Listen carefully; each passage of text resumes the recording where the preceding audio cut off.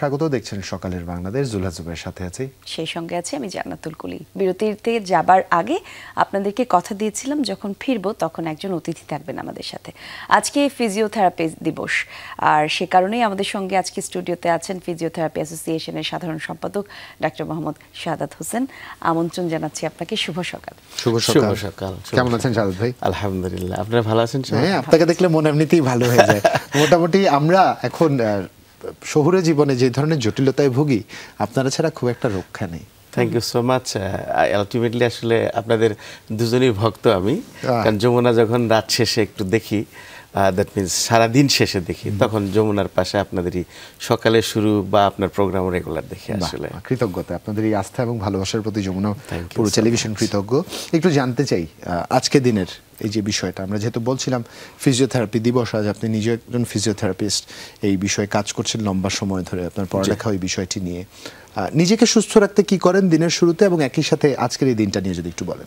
শুরুটা আসলে ফজরের নামাজ দিয়েই হয়, তারপর একটু হাঁটা চলা হয়, এক্সারসাইজ হয়, তারপরে অফিসিয়াল কাজ শুরু হয়। আসলে বেসিক্যালি অফিসিয়াল কাজ বলতে সামাজিক দায়বদ্ধতা থেকে আমি যে বিষয়ের উপর এক্সপার্ট বা স্পেশালিস্ট, সেটা নিয়ে কাজটা অফিস শুরু করি। অনেক রকমের রুগী আসে, তাদের সেবা দেওয়াটাই শুরু করি আর্লি মর্নিং থেকেই সারাদিন পর। আজকে হলো বিশ্ব ফিজিওথেরাপি দিবস। ফিজিওথেরাপি দিবস সারা বাংলাদেশ সহ সারা বিশ্বে 128টি দেশে এই বিশ্ব ফিজিওথেরাপি দিবসের যে আনুষ্ঠানিকতা, সেটা প্রায় বাংলাদেশে আমরা 2007 সাল থেকে পালন করি, এবং ওয়ার্ল্ড ফিজিওথেরাপির একজন মেম্বার হিসাবে বাংলাদেশ ফিজিওথেরাপি অ্যাসোসিয়েশন সবসময় দৃষ্টি তাৎপর্যতার সহিত পালন করে আসছে। সকালে 10টায় র্যালি হবে শহীদ মিনার, ঢাকা বিশ্ববিদ্যালয় কেন্দ্রীয় শহীদ মিনার থেকে প্রেস ক্লাব পর্যন্ত।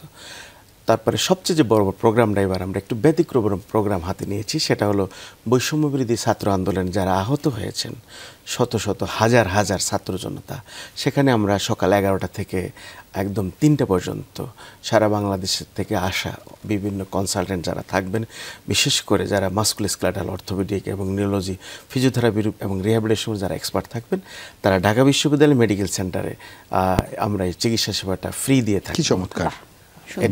এটা আমরা আসলে খুব গর্বিত, এবং ঢাকা বিশ্ববিদ্যালয়ের ভিসি প্রক্টর মহোদয়ের পক্ষ থেকে এটা আমরা অফিসিয়াল পারমিশন নিয়ে কাজটা করতেছি, এবং বিশ্ববিদ্যালয় ক্যাম্পাসে আমরা যথেষ্টভাবে আমরা জানিয়ে দিয়েছি, এবং যারা সমন্বয়ক ছিলেন এরা অত্যাধিক খুশি হয়েছেন যে এটা সাপোর্টও করছেন তারা অনেক বেশি আসলে সময় উপযোগী একটা চমৎকার দিবস কেন্দ্রিক আয়োজন বলতেই হয়। এইটা আসলে আমরা কনসেপ্টটা পেয়েছি, কিন্তু লাস্ট 1 মাসে আমাদের হসপিটাল, রিহ্যাবিলিটেশন সেন্টার এবং ক্লিনিকগুলোতে, ফিজিওথেরাপি সেন্টারগুলোতে প্রচুর পরিমাণে রোগীরা এসেছে, যার ফলে আমাদের মনে হলো যে এই কাজটা কিন্তু অবশ্যই করা আমাদের নৈতিক দায়িত্বের মধ্যে পড়ে। আসলে একদম আপনার কাছে যে আমি একটু জানতে চাই, একটু ফিজিওথেরাপির যে বিষয়টা, আমরা অনেকেই আসলে আমাদের রোগ প্রতিরোধ ক্ষমতা নিয়ে আমাদের সঠিক ধারণা থাকে না, এবং রোগ নির্ধারণের পর ওষুধের উপর নির্ভরশীলতা আমাদের সাধারণত বেশি।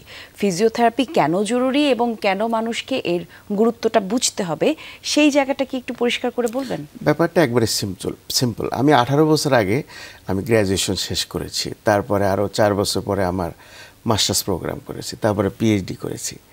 আলটিমেটলি আমাদের অ্যাওয়ারনেসের অভাব। সুস্থতার জন্য, স্বাস্থ্যের জন্য এক্সারসাইজ দরকার।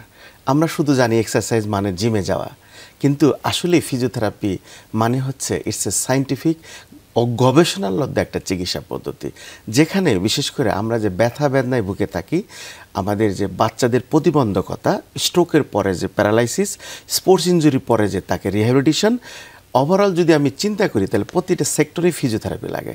আসলে আমাদের ট্রেডিশন হচ্ছে চিকিৎসা সমান ওষুধ, কিন্তু মাস্কুলোস্কেলেটাল বা এই ব্যথা বেদনার ক্ষেত্রে বেশ কিছু কন্ডিশন আছে, বেশ কিছু বলবো না, 80%ই কিন্তু আপনার ফিজিওথেরাপি ট্রিটমেন্টে সম্ভব।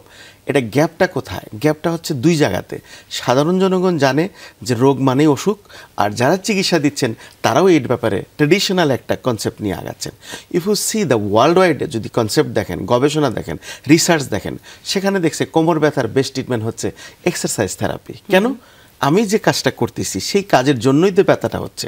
আমার যে ফলটা, শারীরিক ফলটা আমরা উল্টো দিকে আগাচ্ছি। খুব সিম্পল হয়ে যদি চিন্তা করেন, আমার বয়স যখন 25 ছিল আমি ছিলাম একদম অনেক বেশি এনার্জেটিক, একদম ইয়ং ছিলাম, কিন্তু আমার ব্যস্ততা অনেক কম ছিল, কেবল লাইফ শুরু করছি। আমার বয়স যখন 45 আমি দুইটা জিনিস পাইছি, আমার বিজনেস অথবা আমার চাকরি, প্রমোশন হয়ে আমি ব্যস্ত হয়ে গেছি, আমি এমডি হয়ে গেছি, আমার ব্যবসা বড় হয়ে গেছে। কিন্তু চিন্তা করে দেখেন, যখন আমার 45-50 আমি ব্যস্ত হলাম, আমি কি সেই 25-এর মতো ফিটনেস আছে আমার? তা আমি উল্টা দিকে হাঁটতেছি। ফিজিওথেরাপি হচ্ছে আলটিমেটলি চিকিৎসা পদ্ধতি যেখানে ওষুধ ছাড়াই আপনাকে বিজ্ঞানসম্মতভাবে অ্যাসেসমেন্ট করে রোগ নির্ণয় করে সেটাকে কারেকশন করে দেওয়া, দ্যাটস ইট। কিন্তু এটা একটা কনসেপ্টের ব্যাপার আসলে। যারা এই ব্যাপারে পড়ালেখা করে তারা কিন্তু প্রায় 5600 ঘন্টা it's a medicine faculty of Dhaka university আন্ডারে কিন্তু কোর্সটা চলে। অনেকে জানেই না এদের যোগ্যতারা কি আসলে। 5,006 আওয়ার কিন্তু এদের পরাপর পুরো 1 বছর কিন্তু ইন্টার্নশিপ। তার মানে একজন ফিজিওথেরাপি যদি শিক্ষার্থী ভর্তি হয়ে যায়, তাকে ইন্টারমিডিয়েট পাস করে ফাইটিং করে তার কিন্তু ভর্তি হতে হচ্ছে। নিশ্চয়ই। কিন্তু পারসেপশনের জন্য আমরা পিছিয়ে যাচ্ছি গভর্নমেন্টের। যে আসলে এখন আপনাদেরকে অনেকে চিকিৎসক বলতে বা ডাক্তার বলতে স্বাচ্ছন্দ্য বোধ করেন না, এই নিয়ে নানান রকম মন্তব্য রয়েছে। কিন্তু আমি তো মনে করি ফিজিওথেরাপিস্ট যে আসল ডাক্তার, কারণ তো কথা যেতে চাই না আমরা। একটু একটা প্রসঙ্গ আজ দেখছিলাম জাতীয় দৈনিকে সমকালের সম্পাদকীয়তে, যদি ভুল না করি, বা ইত্তেফাকের সম্পাদকীয়তে, সমকালের সম্পাদকীয়তে ছাপা হয়েছে যে ফিজিওথেরাপি কলেজের ব্যাপারে আমি শুনছিলাম। একটু যদি বলেন কি জটিলতা, মানে এটা খুব গুরুত্বপূর্ণ। আশ্চর্য হলেও সত্য, আমাদের কিন্তু একসময় আওয়ামী লীগ সরকারের আমলে স্বাস্থ্যমন্ত্রী এটা করছিল না, কিন্তু আমরা বাস্তবতা হলো এখানে যে মহাখালীতে যে বস্তিটা আছে সেই বস্তিতে আলটিমেটলি আমরা একটা কলেজের পারমিশন কিন্তু সেই আজকে থেকে 20 আরও বেশ 35 বছর আগে কিন্তু জমিটা দেওয়া হয়েছে। সেখানে কিন্তু এখন স্বাস্থ্য অধিদপ্তরের কর্মচারীরা এটা বেদখল করে আছে। অথচ গভর্নমেন্ট যদি এটা চায়, এটা জাস্ট একদিনের ব্যাপার এবং সব কিছু পাস করে। 100 কোটি টাকা কিন্তু এটা বরাদ্দ আছে কিন্তু গভর্নমেন্ট থেকে, এবং 5 একর জায়গা ওখানে কমপ্লিটলি কিন্তু দেওয়া আছে ওখানে। যদি গভর্নমেন্ট এখন চায়, ঠিক 1 মাসের মধ্যেই কিন্তু এটা কার্যক্রম করা সম্ভব। এবং সেক্ষেত্রে আমরা কিন্তু একবারে খুব আগ্রহ সহকারে আগাচ্ছি, বাংলাদেশ ফিজিওথেরাপি অ্যাসোসিয়েশন এবং আমাদের সবার প্রফেশনালরা কাজ করতেছি। এটা শুধু জমি বেদখল আর কিছুই না। গত সরকারের বেশ কিছু ক্ষমতাবান লোকজন তারা এই কাজটা করে আছে। এবং আমি আপনাদের মাধ্যমে, যমুনা টেলিভিশনের মাধ্যমে, যেহেতু আপনারা খুব ভালো একটা প্রসঙ্গ তুলছেন, এই কলেজ যদি না হয় আলটিমেটলি তো আমাদের গভর্নমেন্ট লেভেলে যদি সার্ভিস দিতে না পারি আমরা, সাধারণ জনগণ কোথায় যাবে? প্রাইভেটে তো সবার সামর্থ্য নাই। এবং দিন যত যাচ্ছে ফিজিওথেরাপির প্রয়োজনীয়তাটা আমরা অনেক বেশি অনুভব করতে পারছি। আসলে এই পুরো বিষয়টাই কিন্তু জুবায়ের একদম ছোট থেকেই আমাদের জীবনে বেড়ে ওঠার একটা অনুষঙ্গ আমি বলবো। স্কুল কলেজের বাচ্চারা কিন্তু আমি দেখেছি ছোটবেলা থেকেই, যারা আসলে আমরা পিটি করতাম, আমরা প্যারেড করতাম, স্কাউট করতাম, সেই সব কিছু কিন্তু আসলে শারীরিক একই রকম ভাবেই। আপনাদের রেজিস্ট্রেশন নিয়ে একটা জটিলতা অনেকদিন ধরে আপনাদের মধ্যে আছে বলে আমরা শুনেছি, গণমাধ্যমে জেনেছি, এবং একই সাথে ওই যে নিয়োগ প্রক্রিয়া, একটু যদি বলতেন পুরো বিষয়টি। 2018-তে একটা আইন হয়, Bangladesh rehabilitation council under ministry of social welfare. সেখানে আসলে এই যে আপনার দীর্ঘ সময় 5 বছর 6 বছর চলে যাচ্ছে, কিন্তু এই আইন তার আলোর মুখ দেখেনি আসলে। তো যখন আপনি ইউনিভার্সিটি থেকে পাশ করবেন, প্র্যাকটিস করতে তো একটা লাইসেন্সিং লাগে, আদারওয়াইজ তো অ্যাগ্রিগেশন, আপনার যে আলটিমেটলি সোশ্যাল পারসেপশন বলেন আর আপনার অবস্থান বলেন, আপনি কোথায় কাজ করবেন, কে আপনাকে রেজিস্টার করবে, ঝুঁকিপূর্ণ যদি রেজিস্ট্রেশন না থাকে, একটা রোগীর সাথে দুর্ঘটনা হতে পারে, সেক্ষেত্রে আমি কে নেবে দায়িত্বটা আসলে। এখন গভর্নমেন্ট চাইলে কিন্তু এই রেজিস্ট্রেশনটা দিয়ে দিতে পারে, আসলে বিধি পর্যন্ত হয়ে গেছে আসলে, কিন্তু কোনো নিয়োগ নাই। সবচেয়ে বড় কথা হলো আপনি একটা সেন্টার দিচ্ছেন, লাইসেন্সিং নাই, তো কে অথরিটি আসলে লাইসেন্সিং এর জন্য দায়িত্বশীল কে, এটা কিন্তু আসলে আমাদের হচ্ছে না। যদি মনে করেন আমরা অ্যাসোসিয়েশনের পক্ষ থেকে বাংলাদেশ ফিজিওথেরাপি অ্যাসোসিয়েশন নিরলসভাবে কাজ করতেছি, কিন্তু গভর্নমেন্টের আমরা লাস্ট কোনো বা আমলাতান্ত্রিক জটিলতা, সবচেয়ে যেটা দুঃখজনক, মিনিস্ট্রিতে গেলে তারা মানে এটা যে সবার কাজ, একটা কাউন্সিল, একটা প্রফেশনাল কার কাজ, সাধারণ জনগণের উপকারের জন্য হচ্ছে। যিনি রেজিস্টার্ড হবেন একজন ফিজিওথেরাপির চিকিৎসক, সে তো মানুষের কাজ করবে, তাকে সরকারি হাসপাতালে যখন নিয়োগ দেওয়া হবে সে তো রোগী দেখবে। তো আলটিমেটলি একটা বড় সংখ্যায় মানুষ কিন্তু প্রতারিত হচ্ছে অপচিকিৎসা। যেভাবে আপনি আগেই জানেন যে এই পেশা সম্পর্কে আপনার অনেক ধারণা আছে, আমি যতটুকু জানি সিআরপি সম্পর্কে ধারণা আছে আপনার। কত মানুষ যে প্রতারিত হচ্ছে, যেটা কোয়াক লোক, কোনো ডিগ্রি নাই, তারা ফিজিওথেরাপির চিকিৎসা দিচ্ছে, কোনো সেন্টারের কোনো নিয়ম নাই, কারণ নাই, একটা গ্র্যাজুয়েট ফিজিওথেরাপি সেখানে নাই, ট্রেনিংও করেনি, দেখে দেখে মনে করছে ফিজিওথেরাপি শিখছে।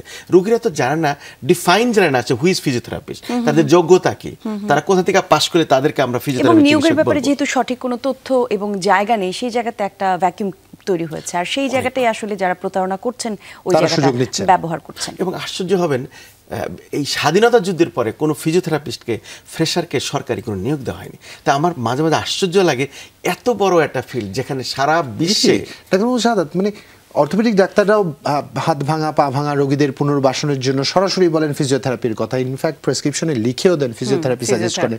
যদি স্বীকৃতি না থাকে, নিয়োগই না থাকে, তাহলে দিবেন কারা ফিজিওথেরাপি? আরেকটা ছোট্ট প্রশ্ন, আপনি বলছেন সোশ্যাল ওয়েলফেয়ারের পক্ষ থেকে এই কাউন্সিলটি করা হয়েছে, আপনাদের নিয়োগ কি স্বাস্থ্য মন্ত্রণালয় থেকে হবে না? এটা একটা বিশাল প্রশ্ন। দুইটা বিষয়, এক্সেলেন্ট একটা প্রশ্ন করছেন। আমরা স্বাস্থ্য মন্ত্রণালয়ে বিএমডিসিতে কয়েকবার গেছি, they are not interested to receive us. Truly যদি বলি, যমুনা টেলিভিশনে এত প্রচারণা, এটা সবাই জানুক অন্তত, যার ফলে আমরা বাধ্য হয়েছি সমাজ কল্যাণে নিজেদেরকে রিকগনাইজড করতে, অন্তত যে বাংলাদেশ গভর্নমেন্টের কোনো একটা মন্ত্রণালয় আমাদেরকে রিকগনাইজড করুক, তারপরে গভর্নমেন্ট চাইলে হেলথে নিয়ে যাক বা যেখানে নিয়ে যাক। কিন্তু রিকগনাইজেশন হচ্ছিল না, ওয়েলকাম দিচ্ছিল না স্বাস্থ্য মন্ত্রণালয়, তাহলে আমরা তখন কোথায় যাবো? তাহলে কেন আপনাদের ওয়েলকাম কেন দিবেন? ওরা তো আমি যদি আপনাকে সহজভাবে বলি, অর্থোপেডিক্সের কথাই যদি বলি, অর্থোপেডিক্স আর ফিজিওথেরাপি একটা মুদ্রার এপিটার ওপিট, ঠিক সে নিউরোলজিও তাই।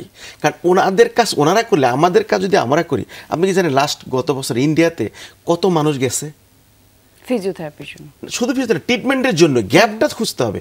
70 লক্ষ মানুষ প্রায় $5,500 কোটি দিয়ে আসছে, এটা বিশাল অর্থনীতি। অথচ বাংলাদেশে অনেক ভালো ভালো চিকিৎসক আছে, শুধু দরকার MDT, multi discipline team approach. আপনার কাজ শেষ, refer to the patient, another department. সেটা আমরা কি সেটা করতেছি?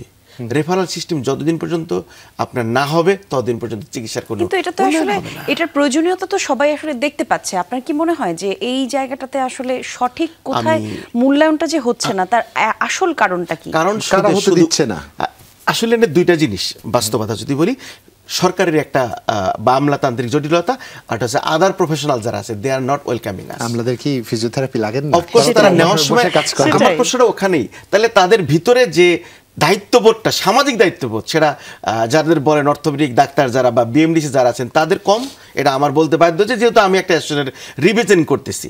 আরেকটা হলো যারা মন্ত্রণালয়ে আছেন তারা ঠিকই চিকিৎসা নিচ্ছে। আপনি খুব ভালো একটা প্রশ্ন করছেন, থ্যাংক ইউ সো মাচ। আসলে চিকিৎসা নেওয়ার সময় দিচ্ছেন, তাহলে কেন আমরা সোশ্যাল পারসেপশনে বা আমাদের গভর্নমেন্ট দিচ্ছে না? This is the question. এবং জোরালো প্রতিবাদ জানাই আমি আসলে অ্যাসোসিয়েশনের পক্ষ থেকে। এবং আজকে যেহেতু বিশ্ব ফিজিওথেরাপি দিবস, অবশ্যই গভর্নমেন্ট বা এই যে আন্তর্জাতিক সরকার, এরা চাইলে কিন্তু আমরা কিন্তু আশা করি তারা অনেক কিছুই করতে পারে, যারা কিনা সাধারণ মানুষের বা প্রতিবন্ধ, এই দেখেন 15% প্রতিবন্ধী মানুষ দেশে, আর বাকি 60% প্রতিবন্ধীদের ঝুঁকিতে থাকা। ঝুঁকি মিন জুবের ব্যাপারে যদি কোমর ব্যথা থাকে, তাহলে আপনি প্রতিবন্ধীর ঝুঁকিতে আসেন, আপনি আপনার দরকার সেটা, তাহলে আপনি কি ঝুঁকিতে থাকবেন না বের হয়ে আসবেন? আমাদের যে জীবনযাপনে আমরা আছি সেই জায়গাটাতে তো আসলে আমাদের বসে কাজ করার অভ্যেসটার মধ্যে আমরা বেশি ঢুকে গেছি। আমাদের শহুরে জীবনে আসলে বাইরে হাঁটবার বা আপনি যেটা বলছিলেন যে কায়িক শ্রমের কথা বা বাইরে যে লাইফস্টাইলটা আসলে বাজে হয়ে গেছে। ফিজিওথেরাপিটাই তো আমি আলটিমেটলি আসলে দেখতে পাচ্ছি এটাই একমাত্র জায়গা যেখানে প্রত্যেকটা মানুষের যেতে হবে। জুবায়ের, আপনি আপনার বয়সের শেষের দিকে যদি বলেন, এখন থেকে আর শেষে চলে এসেছি, কই বয়সটা একটু 20 বছর পরের কথা যদি বলেন, আমি আমার কথা যদি বলি, আমাদেরকে তো আসলে ফিজিওথেরাপিস্টদেরকেই খুঁজতে হবে। আমার মনে হয় এটার আসলে একটা সঠিক সমাধান দরকার। এবং সাদত ভাই একটু বলবেন আপনাদের টোটাল, আপনাদের হিসেবে কতজন ফিজিওথেরাপিস্ট? প্রায় 5000 এর উপরে, এখন 5000 ফিজিওথেরাপিস্ট আছেন, কোনো নিবন্ধন নেই। তারা সমাজে নীরবে নিবৃত্তে সেবা দিয়ে যাচ্ছেন। একদম তাই। বয়কনিষ্ঠ থেকে অগ্রজ পরিবারের সবচেয়ে গুরুত্বপূর্ণ ব্যক্তিটিও আপনাদের শরণাপন্ন হন, কিন্তু কোনো রেজিস্ট্রেশন নেই। একদম তাই, দুঃখজনক। আর একটু কথা যদি বলি আপনাকে, আপনি জানেন কিনা যে কিছু গোল্ডেন বয় যারা কিন্তু ব্রিলিয়ান্ট রেজাল্ট, তাদের অলরেডি তারা চলে গেছে দেশ থেকে। এক ইউকে যদি হিসাব করি, কয়েক dozen registered who are pass from Bangladesh, যারা বাংলাদেশ থেকে পাস করে চলে গেছে। আপনাদের যদি রেজিস্ট্রেশন না দেয়, অস্ট্রেলিয়া, শিক্ষাক্রমের মধ্যে আপনারা আসলেন কি করে? মানে আপনাদের রেজিস্ট্রেশন দিচ্ছে না, কিন্তু পড়াচ্ছে, শিক্ষিত করছে। একদম তাই। আমি তো প্রশ্নটা এটাই করতে চাই, ঢাকা বিশ্ববিদ্যালয়কে কোর্সটা বন্ধ করে দেন, তাহলে দরকার নাই তো। একজন অনেক গার্ডিয়ান কি করে, তারা ইন্টারন্যাশনালি এইটার অবস্থান জানে, তারা বলছে তুমি পাস করো, বাকিটা দেখছি, তারা পড়াশোনা করার জন্য দেশে বাইরে পাঠিয়ে দিচ্ছেন। এবং মেধা পাচার সবচেয়ে বড় কথা, তো আমাদের চিকিৎসা তো ভঙ্গুর হয়ে যাচ্ছে। সবচেয়ে মারাত্মক এটা, আপনি একটা কোমর ব্যথার চিকিৎসা নেবেন অপচিকিৎসার সম্মুখীন হচ্ছে, যেটা রিয়েল ফিজিওথেরাপি চিকিৎসা, সেখানে তো যেতে পারতেছেন না আপনি। গভর্নমেন্ট হাসপাতালে কিছু ফিজিওথেরাপিস্ট কাজ করে, ফিজিওথেরাপি টেকনোলজি যেটা ডিপ্লোমা যারা কাজ করে তারা হচ্ছে আলটিমেটলি অর্ডার করে যে এই যে মেশিন থেরাপি দিছে, অথচ একজন ফিজিওথেরাপিস্ট যে নলেজ সে তো অ্যাসেসমেন্ট করে এক্স্যাক্টলি প্রবলেম ডিফাইন করবে, আইডেন্টিফাই করবে তার কি মাংসপেশির সমস্যা, নার্ভের সমস্যা, ডিস্কের সমস্যা, না কোনো বোনের সমস্যা, তারপরে ডায়াগনোসিস করে ট্রিটমেন্ট দিবে সায়েন্টিফিক ওয়েতে যে মুভমেন্ট দরকার সেটাই। এই জন্য রোগীর একটা পারসেপশন আছে, দেখেন আপনাদের আত্মীয়স্বজন কেউ থাকলে বলে কোমর ব্যথা একবার হলে আর সারে না, দিস ইজ মিসকনসেপশন কমপ্লিটলি। কারণ কোমর ব্যথার যে অ্যাসেসমেন্ট করে রোগী নয় সেটাই কনসালটেন্ট পারতেছে না, যার পর রোগীরা তো আর জানে না যে আমি কি নিচ্ছি এক্স্যাক্টলি। যেটা অনেক আছে এডুকেটেড, তারা হয়তো বিভিন্ন কাজে বিভিন্ন সময় যোগাযোগ করে এবং স্টিল থাইল্যান্ড সিঙ্গাপুরে যাচ্ছে ফিজিওথেরাপি চিকিৎসার জন্য। এটা বাংলাদেশে তো একরকম এখন প্রচলিত যে কোমর ব্যথা, ব্যাক পেইন, তাহলে থাইল্যান্ডে যেতে হবে। ডাক্তার মোহাম্মদ শাহাদাত হোসেন, অসংখ্য ধন্যবাদ। আপনার মাধ্যমে অল্প সময়ের মধ্যে আমরা বাস্তবিক চিত্রটা ফুটিয়ে তুলতে পারলাম এবং একটু দর্শকদের বলতে চাই এবং যারা নীতি নির্ধারক রয়েছেন তাদের বলতে চাই, গণমাধ্যম প্রশ্ন করবে এটাই তো স্বাভাবিক। একটা ছোট্ট প্রশ্ন, যাদের স্বীকৃতি দিবেন না তাদের শিক্ষাক্রমে কেন রেখেছেন, যাদের শিক্ষিত করছেন তাদের নিবন্ধিত করবেন আপনারা, এটাই প্রত্যাশা। আজকে এখানে বিদায় নিচ্ছি। শুভ সকাল। আরো একবার শুভ সকাল।